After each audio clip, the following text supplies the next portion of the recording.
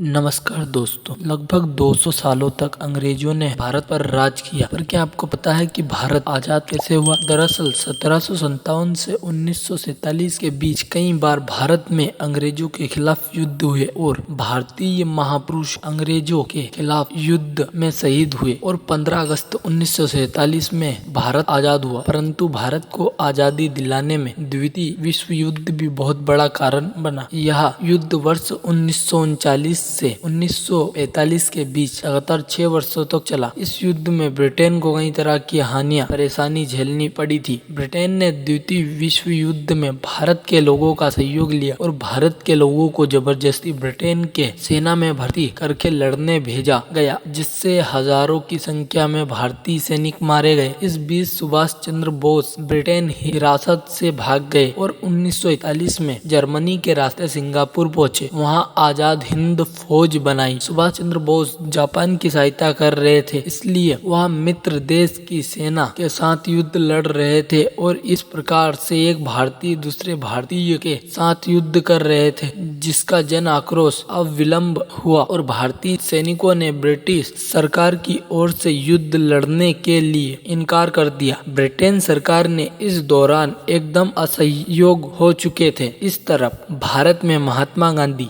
भारत छोड़ो आंदोलन को शुरू कर दिया था, पर इससे कोई खास फर्क नहीं पड़ा क्योंकि महात्मा गांधी की कांग्रेस पर पकड़ कमजोर हो गई थी, जिसके कारण भारत में अंग्रेजों की हालत और अधिक खराब हो गई। जबकि द्वितीय विश्व युद्ध में भारत की कोई भूमिका नहीं थी। इस वजह से यहाँ के लोगों में इस बात को लेकर भी आक्रोश बढ़ता जा रहा था। देश भर में लगभग हर स्थान पर स्वतंत्रता की लड़ाई छिड़ चुकी थी। ब्रिटेन हुकूमत हर तरह से पस्त थी और भारतीय आवाम को अपने काबू में रखने में पूरी तरह असमर्थ थी। देश के लगभग हर क्षेत्र के लोगों ने सरकार के खिलाफ बगावत करनी शुरू कर दी। उनकी अर्थनीति कमजोर पड़ गई थी। इस युद्ध में ब्रिटेन के बहुत से सैनिक मारे गए। उसकी आर्थिक स्थिति इतनी दैनिक हो गई थी कि अब उसके पास इतना भी धन शेष नहीं था कि वह अपनी सेना रख सके और भारतीयों का सामना कर सके और आगे भी भारत पर राज कर सके। इसलिए ब्रिटेन सरकार ने लॉर्ड माउंटबेटन को